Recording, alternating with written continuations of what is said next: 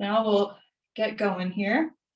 So 2021 marks the 60th anniversary of most of the Mercury 13 undergoing astronaut testing.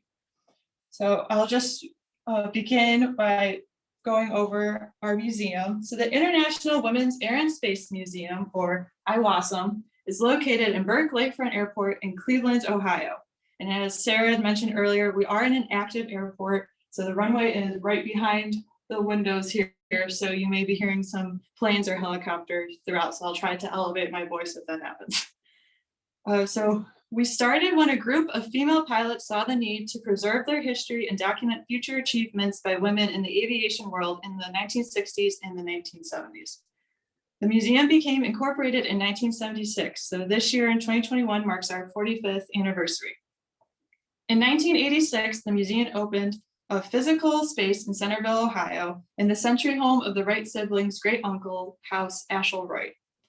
Once we started running out of space in Centerville, we moved up here to Cleveland in 1998, where we've been located ever since.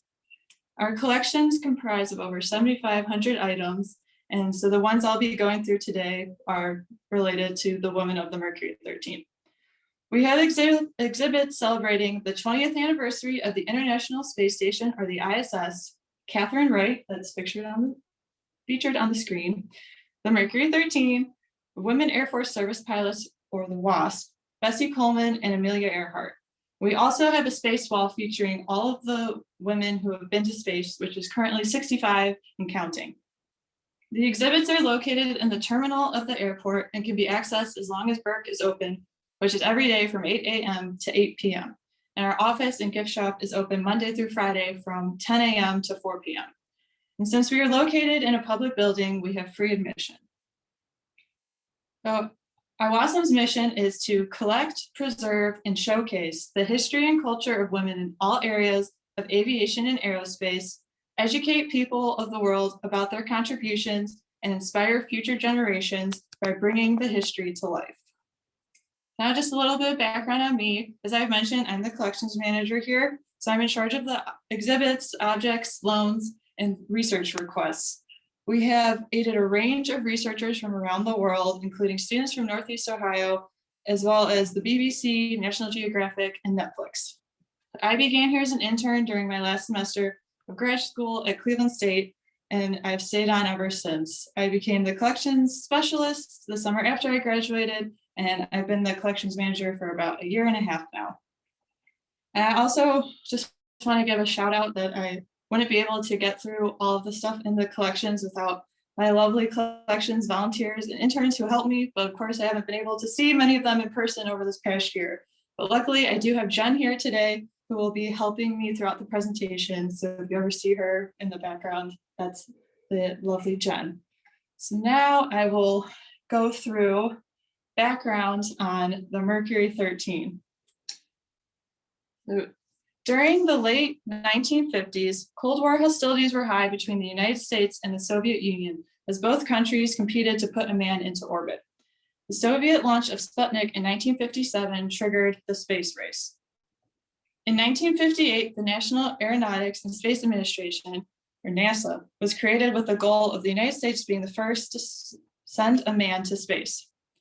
In April of 1959, a NASA press conference introduced the nation's first astronauts, all men, who came to be known as the Mercury 7. The men were chosen from the ranks of military jet pilots and successfully endured a series of medical and fitness tests given by Dr. William Randolph Randy Lovelace II at the Lovelace Foundation in Albuquerque, New Mexico. Lovelace and his colleagues believed that women might possess physical advantages for spaceflight. He had also heard that the Soviet Union may be training a female cosmonaut. A year later, he invited accomplished pilot Geraldine Jerry Cobb to undergo the same tests as the Mercury 7. And featured behind me is our permanent exhibit that we have up on the Mercury 13. In February of 1960, Cobb arrived in Albuquerque. Jerry performed well in all of the tests, even doing better than some of the men. And those tests included x-rays, drinking a pint of radioactive water, electric shocks, tilt table to test circulation, swallowing 3 feet of rubber hose, and ice water injected in the air to test reactions to vertigo. So very impressive. By August of 1960, her positive test results were made public, and she began assembling a list of female pilots as potential candidates to undergo the same testing. Lovelace called his testing the Women in Space program and enlisted Jackie Cochran to become an advisor to him, assisting him with the selection of the pilots to undergo testing. Cochran was one of the most accomplished female aviators. She was director of the Women Air Force Service Pilots, or WASP, during World War II, and she became the first woman to break the sound barrier in 1953. Cochran and her husband, Floyd Odlum, agreed to fund the testing of additional women, including the women's travel and boarding costs. So some of the qualifications for these female candidates that Lovelace wanted were that they had to have more than 1,000 hours in the air, which wasn't super easy to do in the 1960s. He wanted them to be in their early 30s, but he was willing to accept exceptions in certain circumstances. And he wanted them to be healthy, accomplished, and active. And the group he ended up with definitely were. So in addition to Jerry Cobb, 25 other women eventually underwent astronaut testing. 13 women passed this voluntary, privately funded testing. The testing was kept a secret from the public and the individual women. The women never met one another during testing unless if they were tested in pairs, such as Jerry Sloan and B. Stedman, or Jane Hart and Janora Strombaugh. This is where the story of the Mercury 13 begin. The 13 women are Jerry Cobb, Myrtle K. Cagle, twin sisters Jan and Marion Dietrich, Rhea Hurley, later Woltman, Janora Strombaugh, later Jensen, Sarah Gorlick, later Ratley, Geraldine Jerry Sloan, later Truehill, Jane Hart, Wally Funk, Bernice B. Stedman, and Jean Hickson. The testing was done in phases, with the medical and fitness portion being conducted at the Lovelace Clinic throughout 1961. There were so many different tests because Lovelace and his colleagues didn't know what to expect putting people up into space, so the effects on the human body were unknown. The second phase of testing included psychological testing like the male astronauts had done at Wright-Patterson Air Force Base. But since the Women in Space program wasn't sanctioned by NASA, other arrangements had to be made. Jerry Cobb contacted Dr. J.T. Shirley, a psychiatrist at Oklahoma City Veterans Hospital, who had been conducting sensory deprivation experiments using an isolation tank. While undergoing the isolation tank, all of 5 senses are removed, therefore stimulating a weightless condition. Also, the water can't be felt since the water temperature perfectly matches the subject's own body temperature. Dr. Shirley agreed to oversee this phase of testing. Jerry Cobb, Rhea, and Wally Funk each shattered previous records. Many of the women had family and job commitments, so not all of them were asked to complete this portion of the tests. In May 1961, Jerry Cobb underwent space flight simulation testing at the U.S. Naval School of Aviation Medicine in Pensacola, Florida. In June 1961, Dr. Lovelace presented a paper at a NASA conference featuring his work with the Mercury 13. Shortly after, Jerry was appointed as a consultant to NASA in manned spaceflight. She served for the next year, but was rarely given the opportunity to consult. The 13 women were instructed to report to Pensacola, Florida for the third phase of testing at the U.S. Naval School of Aviation Medicine in September of 1961. Days before departure, each of the women received a telegram notifying them the tests had been canceled. NASA would not be backing the next stage of testing.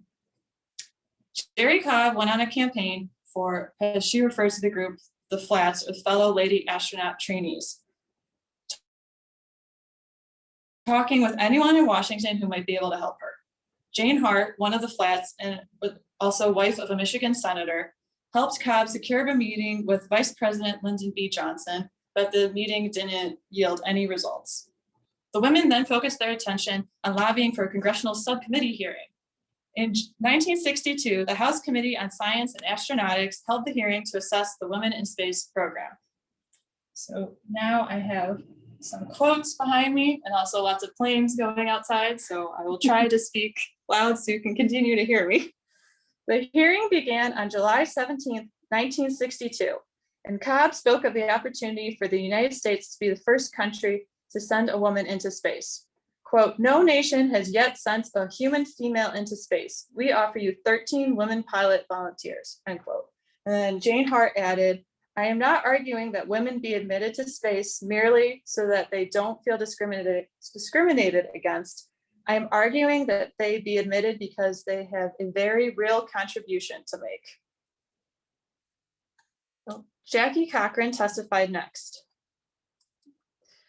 She spoke of her own accomplishments as a pilot and about her role as an advisor and financial supporter to the Women in Space program. She was not supportive of the women and said, "I do not believe there has been any intentional or actual discrimination against women in the astronaut program to date. I believe, based on my experience with women in the WASP program, that women will prove to be as fit as men, physically and psychologically, for spaceflying, but such proof is presently lacking."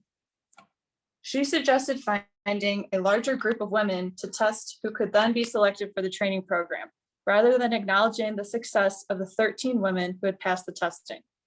Her testimony ended the day. The following day included testimony from George M. Lowe, Director of Spaceflight and Flight Missions for the Office of Manned Spaceflight. He stated that astronauts must have experience as test pilots flying jets. He also mentioned astronauts must hold an advanced degree in engineering or related scientific field. Lastly, he stated concerns about allocating money to testing women, which could be used on other NASA initiatives. John Glenn testified next, and he agreed that jet test pilot experience was necessary. He claimed to welcome women to space if they could demonstrate equivalent experience and skills. His testimony was not in support of the Mercury 13. During a question and answer session, Glenn stated that women not being included in the space program was simply a result of society's social order.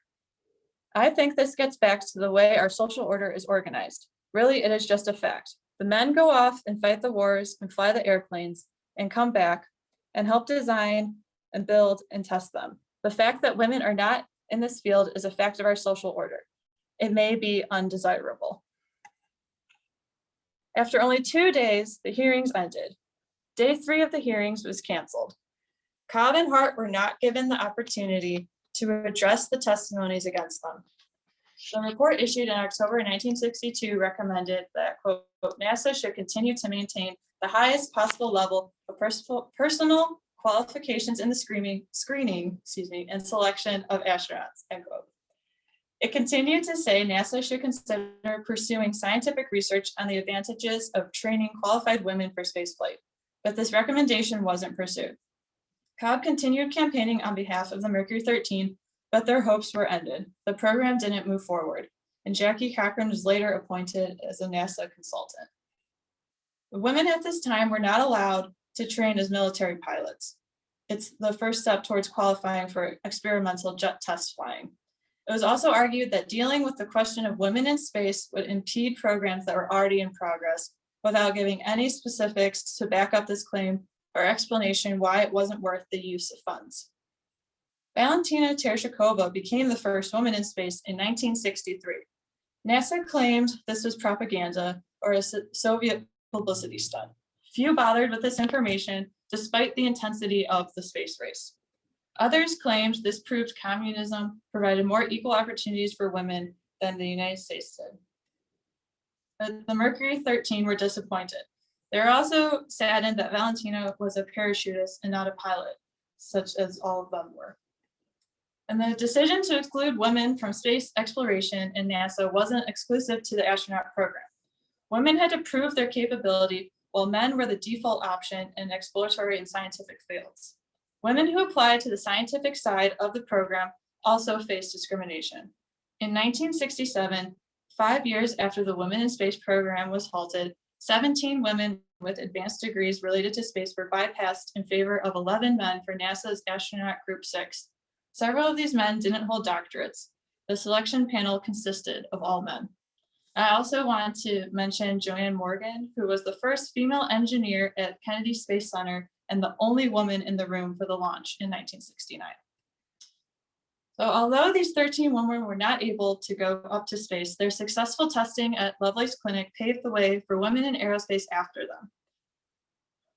NASA eventually accepted female astronaut candidates in the late 1970s. It was 1983 before the US finally sent a woman into space. 20 years after the Soviet Union and 21 years after the Mercury 13 were denied access to the astronaut program. Sally Ride was the first American female astronaut. Her success was met with pride, but also some sadness from the Mercury 13, who dreamed of being the first.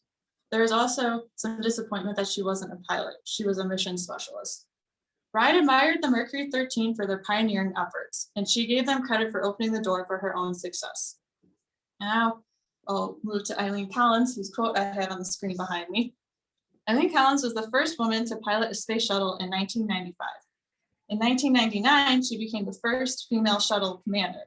And Eileen invited the Mercury 13 to all 4 of her launches, and a lot of them came to all of them. And her quote, "I didn't get here alone. If the Mercury 13 had failed, it would have been a different story for me." So now we're almost to the object part that you've all been waiting for, now that we all have the same historical background. So here behind me is some of the Mercury 13 members at Eileen's launch. It's a NASA photo, so it'll kind of be the thread that's behind me throughout the rest of the presentation. So as I continue, I just want to explain, I'm sure you may have noticed I mentioned a few different names referring to these women. So the Mercury 13 name was coined by James Cross, a producer, in 1995 as a comparison to the Mercury 7 name given to the selected male astronauts. Jerry Cobb nicknamed them the Flats, fellow lady astronaut trainees. And Dr. Lovelace called them the Women in Space program. So as I had mentioned briefly near the beginning, this is a very secretive program. Rhea didn't tell her family about the testing until the Life magazine came out, and Janora was never told her results, only that she passed. There was also various support from those back home. While Jerry Sloan went to testing at Lovelace Clinic, when she came back, her husband wanted a divorce, as opposed to her testing partner, Bee Stedman, who had support from her husband while she was away. This also, when they went to testing, affected their jobs. Sarah left her job as an electrical engineer for testing, and Janora quit her job to do the flying portion of testing, but that was canceled. And so she quit her job to go to the testing because she didn't think her boss would give her 2 weeks off. And currently, there are only 2 members of the Mercury 13 still living, Janora Jensen and Wally Funk. And so now I will start to discuss the various objects related to these women before and after testing, just to prove how impressive their whole lives were and that the testing didn't define their entire life. So put my gloves on before I start touching anything. So here I will start showing with pictures of the Lovelace Clinic. So there's the close-up view and then the aerial shot. So that's in Albuquerque, New Mexico. Give you a little visual of what I've been talking about for the past few minutes. Great. And then now we're going to start off with Wally Funk. She was the youngest member of the group at 21 years old. Her parents had to actually sign her in to complete the testing. After testing, she became the first female Federal Aviation Agency, or FAA, inspector, and the first female National Transportation Safety Board investigator. She was also a flight instructor and helped hundreds of students achieve their solo flight. She leads an active lifestyle of adventures and challenges, and she still wants to go to space with Virgin Galactic, and we really hope that she is able to get that chance. Wally was actually here at the museum in 2019 for our Dinner with a Slice of History lecture series, where she was the speaker. And she was able to sign some books, because one book was written about her at that time by Stu Nelson, but Wally Funk's Race for Space, the extraordinary story of a female aviation pioneer. So that was very fun, having the opportunity to meet Wally and spend some time with her over that weekend. That was really fun.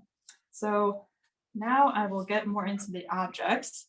So starting off here, I have the Wally stick that was created in 1980 when two of Wally's friends' propeller blades sheared off their plane 20 minutes before the end of a coast-to-coast air race. But don't worry, both of her friends survived.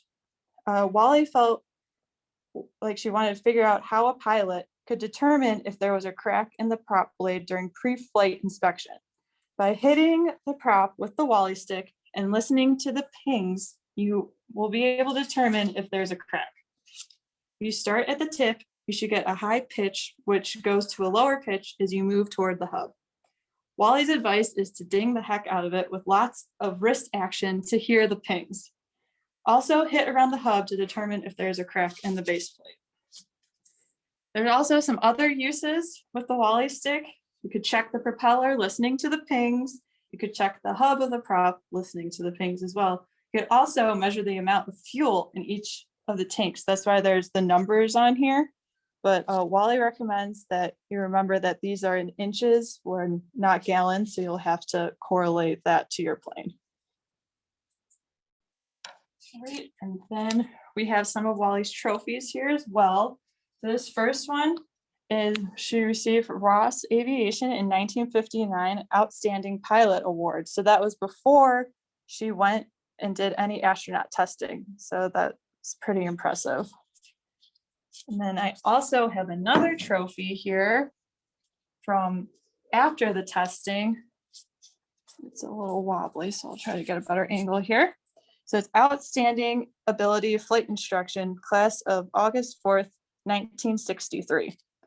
So Wally has led a very impressive aviation career. And we're also fortunate to have a few other of her trophies that Wally donated to us this past summer that we're very appreciative of. So next, I'll be talking about Bee Stedman. She learned to fly before she could drive, which is a common trend with many of these women, as you'll see. She owned and operated her own charter service and flight school, and she won a lot of air races, including the all-women's transcontinental air race, also known as the Powder Puff Derby, and the International Air Race. When she retired from flying, she stayed involved with aviation through the 99 and also IWASM, where she had served as president and vice president of the board. And she passed away in 2015. So here I have her trophy from the Michigan small race in 1957, where she won first place. She also helped to found this race, and she won this prior to testing as well. So just more proof that a lot of these women accomplished things prior to testing too. And so we also have a few letters here. We're fortunate to have a lot of Bee's records due to her affiliation with us. So it's very grateful to help tell the story of not just her, but all of the Mercury 13 as well, as you'll see as I continue here. So this first letter, Bee wrote it to Dr. Lovelace in September 1960, and she's very happy to be included in the testing, and she admits that she knows very little about the program, but she's eagerly awaiting more info. But that's a good context to see how she was feeling prior to testing. We're also fortunate enough to have a typed up document of her feelings when she was undergoing testing. So it kind of gives more detail about what she went through. So she writes, the astronaut examinations at the clinic consisted of 87 different tests, covering everything from having to swallow 3 feet of a rubber hose for a stomach test to having 18 electronic sensors attached to our heads to measure brain waves. And every day there's a series of scheduled examinations starting at 7 a.m. and finally terminating as late as 6 p.m. And so that goes on to give a little bit more detail than the brief overview that I gave earlier. And the next letter that we have here is written from Dr. Lovelace to Bee in May of 1961, and making mention that it's hopeful that the next phase of testing will happen soon, and that hopefully there will be funds available for their travel and board.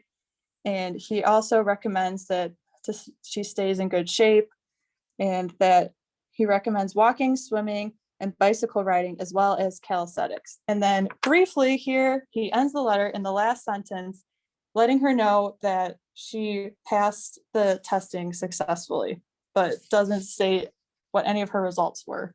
It's mentioned very briefly at the end. So then we have another letter from Dr. Lovelace to be from July 1961. And it's talking about the rescheduling of the Pensacola testing from July to September, and that it will happen at the U.S. Naval School of Aviation Medicine. And it should arrive September 17th, and it'll spend 2 weeks. And then makes a specific mention that there's to be no publicity whatsoever about these tests or to your trip to Pensacola. Any and all news releases will be made only after the testing is completed, and then only with the permission of the U.S. Navy and the girls participating in the program. So, and as you'll see as I continue going through this, the feeling on press kind of changes depending on the person who is writing the letter. So then I also have here this last letter that Bee wrote herself to Jerry Cobb that kind of highlights the confusion that was happening among the Mercury 13. So Bee says that she wanted the group to be united, and that she also makes mention that she doesn't know if there's 12 or 13 in the group. And she also wants them to get a single purpose and have one statement to the press. She hasn't met all of them, but the few that she has, she's very impressed with their accomplishments. And then she writes specifically, if we each go at this publicity from our own viewpoint, and each in a small way, we will lose the impact importance of an important phase of aviation and world progress. I feel if we do a poor job of this now, the opportunity for women in this capacity will be jeopardized for years to come. This would be a waste of talent. We not only want this program to go forward for whatever part we can play in it, but also for the inspiration this will give the younger girls on the way up, for they are the ones to really benefit from the space age. And she ends that she is really anxious to know what comes next. So even 2 years later, she's still ready to know what's going to happen next. So next, I will be talking about Jerry Cobb. And here at the museum, we actually recently acquired many of her personal items. We're still in the process of inventorying and researching them, so stay tuned because there will be something more of that coming soon. But so just a little bit of background on Jerry. She learned to fly at 12. She ferried airplanes and flew all types of aircraft around the world. Before testing, she had 10,000 flying hours, more than any of the Mercury 7. Then after the hearing, she went back to flying and did missionary work in South America. So here I have a picture of her when she was going through her phase 1 of testing at the Lovelace Clinic. You can hopefully get a little detail there, isn't too reflective. And now I also have a few letters from her. So this first one is a general one that was sent to all of the flats in May of 1961. She's congratulating them on passing. And she's also mentioning the next phase of testing that will be 2 weeks in Pensacola. And she also suggests that they get in good physical condition, running, swimming, and the weather is hot, so bring cool dresses, and we'll all be together. And this time there was only 8 of them that had passed. So she's going off of that number, and she's looking forward to the opportunity to get to know each other. And then the real interesting part with this letter is there's an attachment for a release form about the Pensacola testing, saying that the women themselves or the family won't blame the government or anything if they die or any accident happens during testing. So I actually thought that was an interesting document there. So I also here have a telegram from Jerry that says, break loose now, the door is open. Now you can help further our cause. Suggest you contact everyone you can, requesting they wire President Kennedy at White House, urging immediate program for women in space. Good luck, and we are on our way. Situation looks good. So that was right around the time after the 3rd phase was canceled. So then we have another generalized letter here that she wrote to all the flats, but she also includes a note to B at the end. And so this is right after the congressional hearings. So she claims that the results were encouraging and thinks that we should hear something back soon. So her little personal note that she wrote to Bernice is claiming that things are looking good. And that so in August of 1962, Jerry was still very hopeful about the testing moving forward. Then this last letter, Jerry wrote directly to Bernice, and it's in response to the last letter that I mentioned that B writing to Jerry. So she thanks B for agreeing with her about wanting all of the Mercury 13 to meet. And then Jerry says, for 2 years now, I've been trying to get the whole group together to decide the main objectives, but it's been impossible because of the time and money involved. If held in California, 3 of the girls would be unable to get there. And if held in the central US, 4 girls could not make it. Unless at least 90% of the girls were present, I don't feel that a meeting would accomplish its purpose.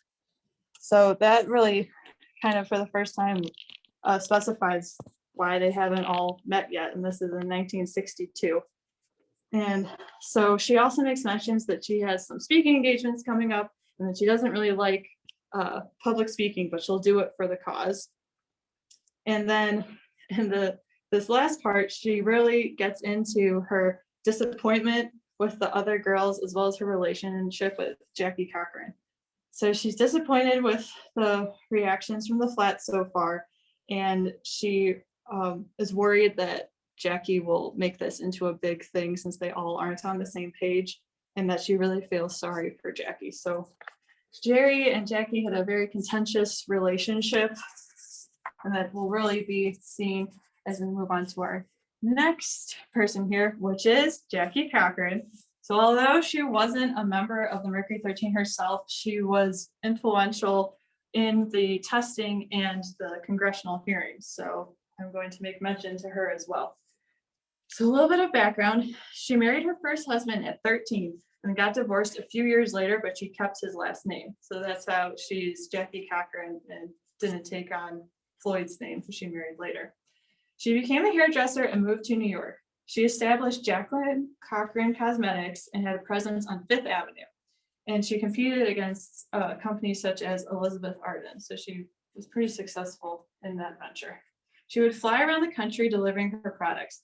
And she would fix or reapply her makeup and hair after flying as a personal choice, but also because she was aware of the public's perception of female pilots being non-feminine. And as I mentioned earlier, she was also the director of the WASP, the Women Air Force Service Pilots, who did multiple different activities during World War II while many male pilots were off at war. They ferried planes, towed gunnery targets, transported equipment and non-flying personnel, and flight tested aircraft that had been replaced before men were allowed to fly. And if you want to learn more about the WASP, more than just my very brief description here, you should check out some of Sarah Rickman's books. She has many great books about the WASP, and she's actually on the Zoom today with us. Just want to give her a shout out. And so back to Jackie. When she died in 1980, she had more speed, altitude, and distance records than any female or male pilot in the world. So now we'll get to some of her documents. So this first one really shows Jackie's attitude towards the women. So she is written in June 1961 to an educator, and it's in response to asking if the Mercury woman will be a part of the panel in the summer. And so Jackie takes the liberty of she's going to send each of the girls attached list of this copy of the letter as well as their addresses. And Jackie admits that will be too busy to attend, but she's sure that some of the girls will be able to make it. And we're able to have this since it's a copy of B's letter. So our next letter that we have here is one that Jackie wrote to B, and it's encouraging her to do the Pensacola testing. And Jackie mentions that she will be covering the costs of the board and travel. And she wrote this in July of 1961.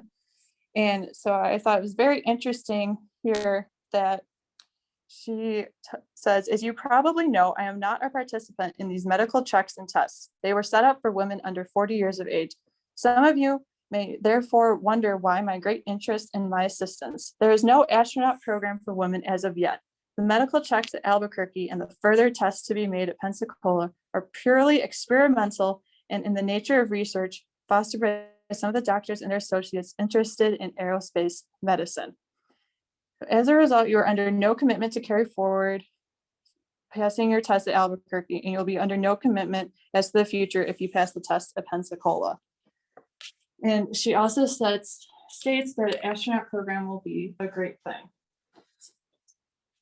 So then we have a copy of a letter that Jackie wrote to Bee in April of 1962, and she attaches a letter that Jackie wrote to Jerry in March of 62 of that year. Jackie says, "Women will travel in space just as surely as men. It's only a question of when. Women have engaged in all phases of aviation to date, including ballooning, gliding, parachuting, and powered flight. There is no reason to believe that women will be eliminated now that we're leaving the atmosphere and getting into space." She also claims that she wanted to be the first female astronaut, but after 30 years of flying, she chose not to be an active participant, and she would be an objectively helping the program. And she also wants a sizable group and wished that there had been a minimum of 20 that underwent this testing. And kind of most importantly in this letter, Jackie claims that there's no national urge for women to go to space, but she's sure that that Jerry Cobb will disagree. And then she ends the letter saying that women have always been behind men, so their time will come. But then my last letter here regarding Jackie is to Bee herself in August of 1962. So it's after the hearings, and Jackie makes it clear that she only represented herself at the hearings, where Miss Cobb stated she was the spokesperson for all 10 not present. So I think that really makes it clear just a lot of the confusion and discord amongst the group when being a united front really would have helped their cause. So now making a total transition, we're going to talk about some of Jackie Cochran's, Jerry on the brain, about her cosmetic items. So here I have her convertible compact, and it's for pressed or loose powder.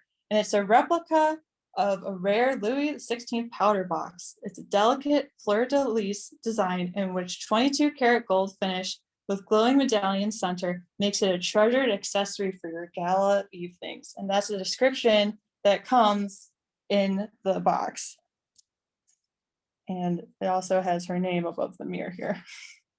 So very, very snazzy there. And I also have a perfume bottle of Jackie's, and it's very fragrant. I still smell it today. All right, so now back to the Mercury 13 women. So now I'll be talking about Jean Hickson. She was a teacher in Akron, Ohio, and she was a WASP during World War II. And she was the second woman to break the sound barrier, and she did it in 1957 over Lake Erie, which is located behind the airport here, where I was pointing towards.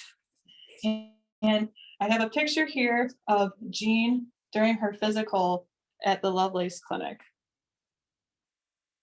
doing some of the various testing that they had them go through.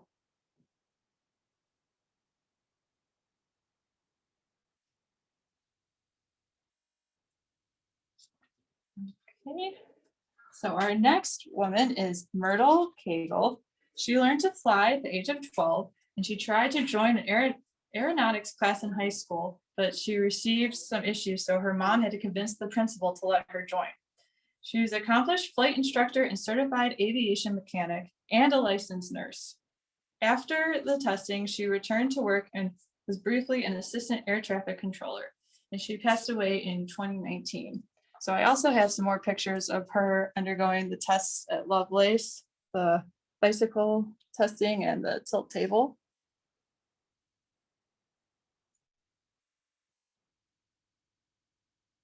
Give you more of a view of what I was talking about earlier. And then we have one of my favorite items in the collection. We have Myrtle's wedding dress that she made herself out of parachutes. And so I'll only be showing you the bodice here because it's quite a long dress. It would take up much of this table. So it's very detailed beading there. But unfortunately, Myrtle is never able to wear this dress since her fiance died during World War II. But Myrtle did end up marrying Walt Kegel, who she was married to during the testing. And we were fortunate enough to have that item donated by Myrtle and her daughter. So now I will be talking about Irene Leverton. She works as a crop duster flight instructor, and she ferried aircraft and flew charters and did consulting. For the testing, she originally was trying to ask for a new testing date, and she risked her employment by going to testing. And when she came back to her job, she got demoted to teaching beginning students in slow planes. She passed away in 2017. So here I have a very cool item I'm excited to show you. It's a scrapbook made by Irene, and it talks about all of her aviation accomplishments throughout her life. And the real fun thing is she has handwritten notes throughout, so you can really get her own feelings on everything. So here is when she was a line crew member in 1947 and 1948. And some of the stuff she wrote was a fine group and that she enjoyed working with these guys. And then on the next page I have marked here, we have a 1955 Chicago Tribune article. And it says, as a little girl, Irene Leverton played with model airplanes and paper dolls. In high school, she joined Civil Air Patrol and now has both her instructor rating and commercial pilot's license. This summer, Irene will be in the Powder Puff Derby. So a little bit of background on that. In 1929 was the first all-female air race. It was from Santa Monica, California to Cleveland, Ohio. One reporter, Will Rogers, dubbed the race the Powder Puff Derby since he saw many women powdering their faces. These races continued through the 30s and after World War II, when the all-women's transcontinental air race, still known as the Powder Puff Derby, was created in 1947 and lasted till 1977. And then it became the Air Race Classic, as it has continued today. And we also have this 1950 article here that mentions that at 21, she was one of the youngest ladybirds to earn commercial and instructor's license.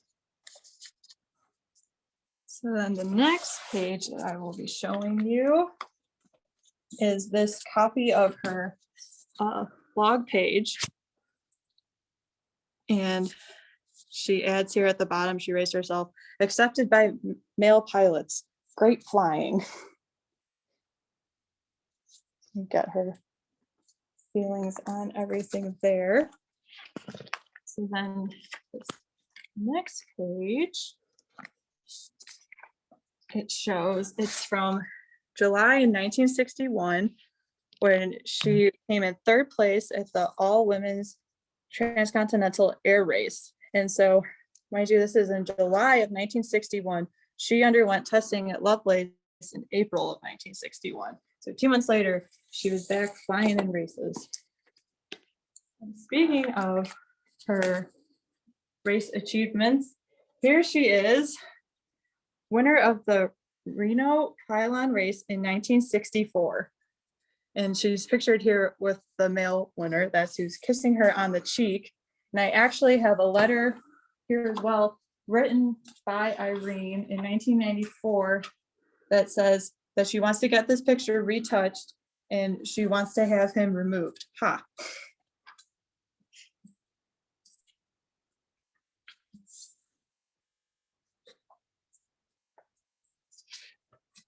Then I just have a few more to show you from here, even though me being the history nerd, I wish I could show you the whole book. So here we really specifically get into the discrimination that she endured. So in 1965, there was an article written that called her a powder puff and said she had futile attempts to enter the race, the Pendleton Air Races in Oregon. And then she has a written description here that I will read for you. My entry fee had been accepted. I flew up to Pendleton in a sponsored beach bazonga. Most race pilots, men, were friendly, others not. Was advised I could not race. One jerk kept yelling in hearing meeting, "But you're a woman!" And then she goes on to say that that one jerk ended up dying while he was practicing for a race 2 years later. And so then here is the last one that I will show from. This is from the 1970s when she was a flight instructor and check pilot for Japan Airlines. And she writes over here, "Best job ever." And as you can see, she's pictured here, and there's mostly men in the photo. But she really enjoyed this job. So as you can see, by me briefly going through her scrapbook, the common themes that were at the time of only her being only one or few women in her work photos, and the sexist language used in reference to her by published newspapers that unfortunately was just common of the time period. So over here now I'll be talking about Janora Jensen. She graduated with an English degree, and when the tests were canceled, she applied for flying jobs all over the country, but she was motivated by the testing to switch careers. She took a job with Beech Aircraft, and she was also an aviation columnist, and she served on numerous aviation-related boards. So here I have a book that she wrote about the powder puff derby, if you'd like to learn more. And she has a few books, and this copy in our library, she actually signed for us. So for fellow pilots, tailwinds always, and she signs it.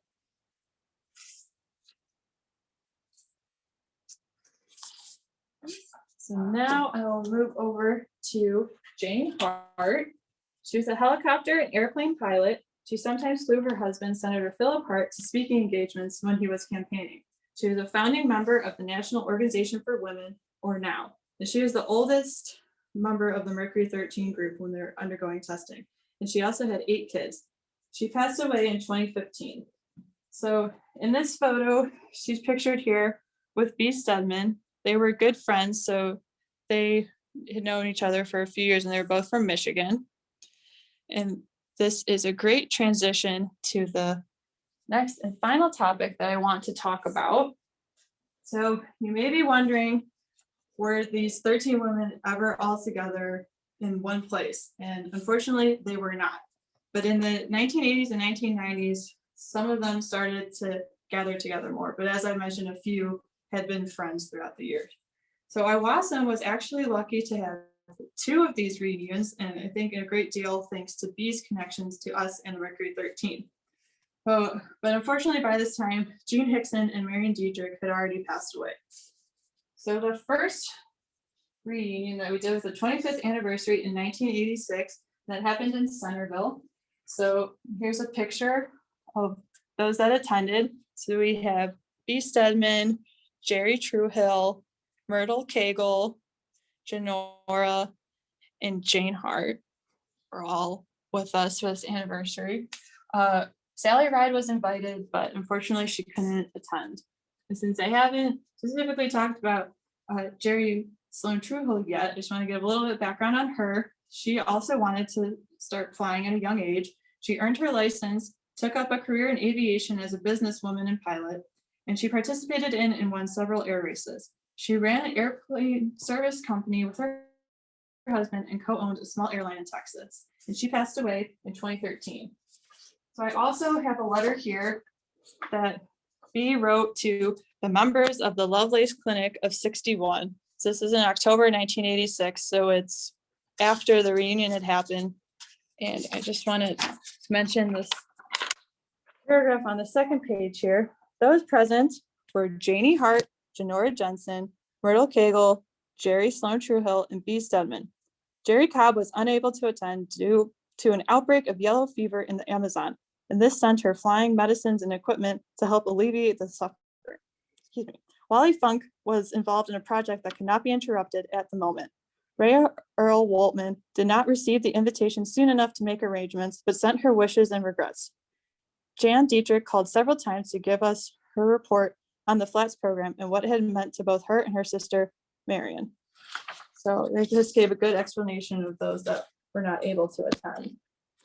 And then the second reunion that I mentioned was for the 30th anniversary. That was in 1991, and that was also in our Centerville location. And this reunion was part of our lecture series, and we are lucky enough to have it recorded, thanks in a big part to Sarah Rickman, and it is in our library. I had the pleasure of watching it, and it's very interesting to actually hear those women speak. So the ones that attended that were Rhea, B, Myrtle, and Irene. And so I have some pictures here of them throughout the weekend. So they went to the United States Air Force Museum. Jerry Cobb was present for this part, but she wasn't there for the recording that happened. So there's just some fun glimpses of them all together. And actually here on this next page, we have a shot of the 5 of them together. So we have Jerry Cobb, Rhea, Myrtle, Irene, and B. While we're looking at that photo, I'll just give a brief background on Rhea since I haven't mentioned her yet. She was a school teacher. She earned her license, flew competitively, and was a charter pilot. After testing, she got her glider training and towing for the Air Force Academy cadets. And she also became a parliamentarian. And she passed away in the beginning of this year. So that kind of concludes the object portion of the presentation.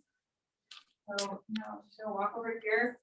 In case you haven't had enough of the Mercury 13 yet, I have some fun references that I wanted to share. And also on the screen, we have our upcoming virtual events. So we have one next week, Mercury Women, the Forgotten Link to the Future, that will be done by Marcy, who's also in this room with us. And we also have Unladylike on Bessie Coleman on the 22nd. And to learn more about our events, you can check out our website at iwasm.org. So some of the other references if you want to check out, there's a great Netflix documentary called The Mercury 13. It came out in 2018, and the museum actually contributed some photos for that.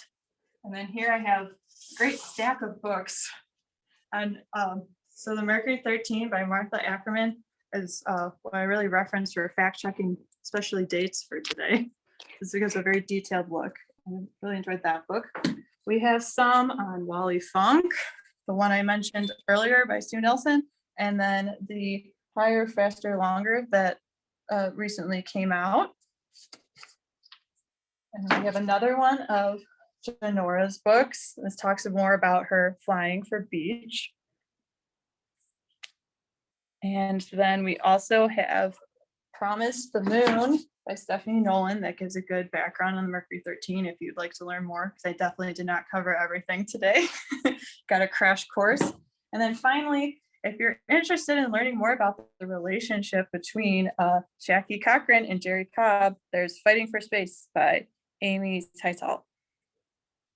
And she also used some of our archives for research for that book. Catherine. Yes. B. Stedman wrote one too. Do you not have that one? Yes, the Mercury. Yeah. Yes, we have that in our library, and it's also available in our gift shop as well. So yes, that's another one, another good option. Thanks, Sarah. So now I'll take any questions if there's any, or comments, and also catch my breath because I'm sure you're tired of hearing me talk for the past few minutes, but I hope you enjoyed it. I like doing all the research and picking the various objects. That was very fun. Good job. Very good job. Thank you. I appreciate it. Thank you. So yes, we also have our website listed here. You can follow us on social media too. As I mentioned, since it's our 45th anniversary, we'll be having various social media posts related to that. So keep a lookout on Facebook and Instagram there. And I hope everyone enjoyed today. And so just give another second, but if there's no more questions, I will let you all leave and go enjoy your day. But thank you for joining me, and I hope you'll keep a lookout to what we have going on next year at the museum. You're getting a lot of claps. Okay, thank you. Yes, I can't see any of the chat, so thank you. Thank you. Yep, Thanks, you're getting- Catherine. Good job. Good job. Patience. Good. I know it was a lot of information, so thanks for sticking with me. And if you're interested in learning more, our next Mercury 13 related program, like Catherine was saying, is next Tuesday, April 13th at 7 p.m. Eastern. So please adjust for your time zone. It's going to be streamed on Facebook Live in partnership with the Armstrong Air and Space Museum, which is located in Wapakoneta, Ohio. So Marcy Frumker, our space advisor and one of our trustees, is going to be talking about even the lasting legacy of the Mercury 13 women on the NASA astronaut corps. So tune in for that. Is this going to be advertised to us online so we can sign up? So that is something that I am talking to the Armstrong Air and Space Museum. So if you don't want to join on Facebook Live, or you don't want to deal with social media, we'll see what we can do. And if not live, we are going to try to record it so you can watch it out. Okay, excellent. Thank you. No problem. Excellent question, Sarah. Always good for the questions. I love it. And Marcy's over here giving a thumbs up. Good. Hi, Marcy. Sarah. That's me next Tuesday night. Yes. All right. Well, if anyone does have any other questions, please feel free to email us at info@iwasm.org. I'm going to just walk over and zoom in here. So you can go ahead and email us, Catherine, if there are any research requests or more information on any of the items that she talked about today.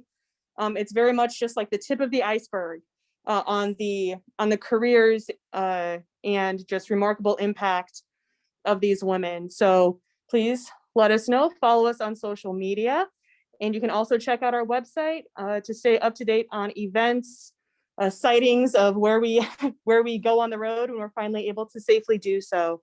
So thank you everyone for tuning in this afternoon, and everyone have a wonderful day. Yes, thank you.